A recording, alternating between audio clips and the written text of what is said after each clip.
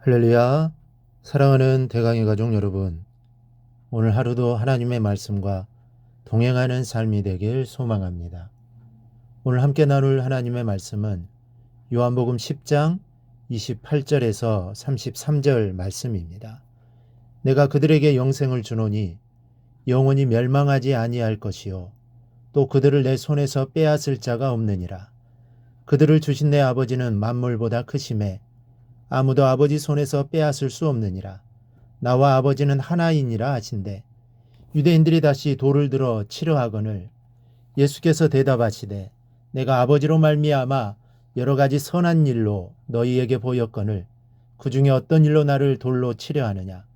유대인들이 대답하되 선한 일로 말미암아 우리가 너를 돌로 치려는 것이 아니라 신성 모독으로 인함이니 내가 사람이 되어 자칭 하나님이라 함이로라. 아멘.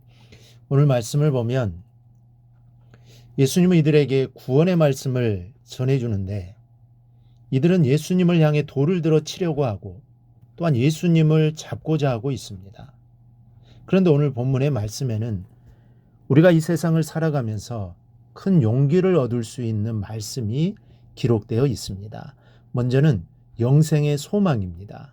28절 말씀에 내가 그들에게 영생을 주노니 영원히 멸망하지 아니할 것이요 라고 하셨습니다. 사람의 인생이 육체의 삶에서 끝나는 것이라면 굉장히 허무하리라고 생각됩니다. 땀을 흘리며 고생한 것이 얼마며 흘린 눈물이 얼마입니까? 이렇게 살다가 그냥 사라지는 것이 인생이라면 오늘 우리가 교회에 나와 앉아 있을 이유도 없을 것입니다.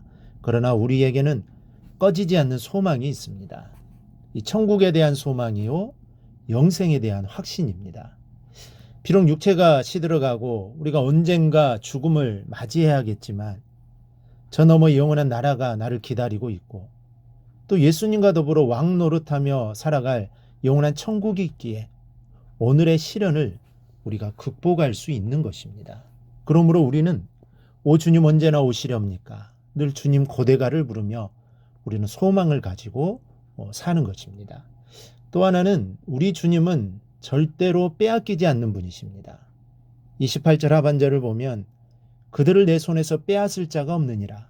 또 29절에는 아무도 아버지의 손에서 빼앗을 수 없느니라 이렇게 말씀하고 있습니다. 주님의 손에서도 빼앗을 수 없고 아버지의 손에서도 빼앗을 수 없다는 말입니다.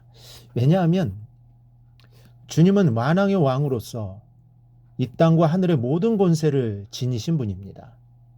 그리고 당신의 생명과 피로 값주고 성도를 사셨기에 그 어느 누구도 성도를 그리스도에게 달라고 할 자격이 없기 때문입니다.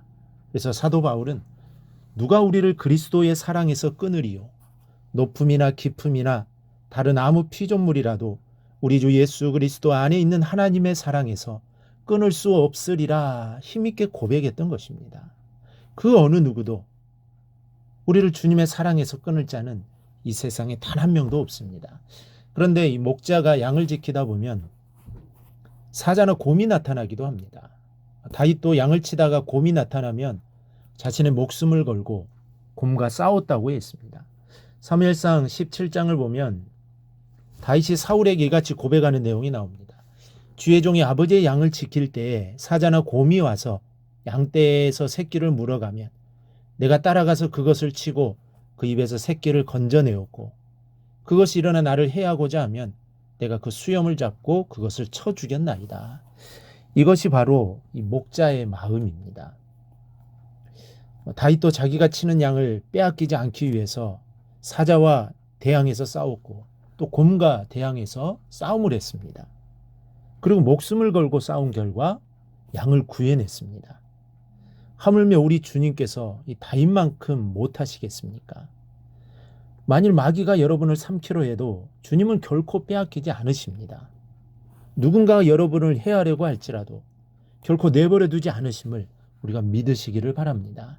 시편에서 사망의 음침한 골짜기를 다닐지라도 해를 두려워하지 않겠다라고 고백했던 우리 다윗을 생각하며 하나님의 든든한 손을 의지하며 살아가는 저와 여러분이 꼭 될 수 있기를 바랍니다. 그렇다면 주님이 절대로 빼앗기지 않을 수 있는 이유가 무엇입니까?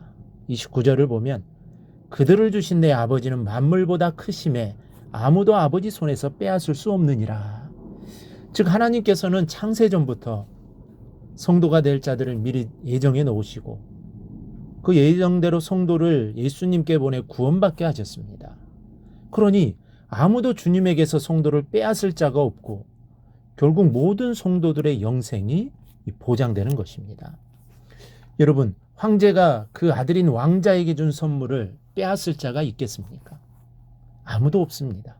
우리 성도들은 십자가에서 희생하신 그리스도에게 하나님 아버지가 상급으로 주신 선물임을 잊지 마시기 바랍니다. 그래서 주님은 절대로 우리를 빼앗기지 않으십니다. 이러한 구원에 대한 확신을 우리가 가질 수 있기를 바랍니다. 그러므로 우리는 절대로 변하지 않는, 또 절대로 취소되지 않는 영원한 삶을 보장받은 사람들입니다. 그렇다면 우리에게 요구되는 것이 무엇입니까? 그것은 바로 주님께 대한 변함없는 믿음과 순종과 충성입니다. 주님은 분명히 당신께 속한 자는 내 음성을 들으며 나를 따른다고 말씀하셨습니다. 목자가 양의 이름을 알고 부르면 양이 목자를 따르게 됩니다. 자신의 목자임을 알기 때문입니다. 우리도 정말 양처럼 그리스도를 의지하고 주님의 명령을 순종하는 성도들이 되어야 합니다.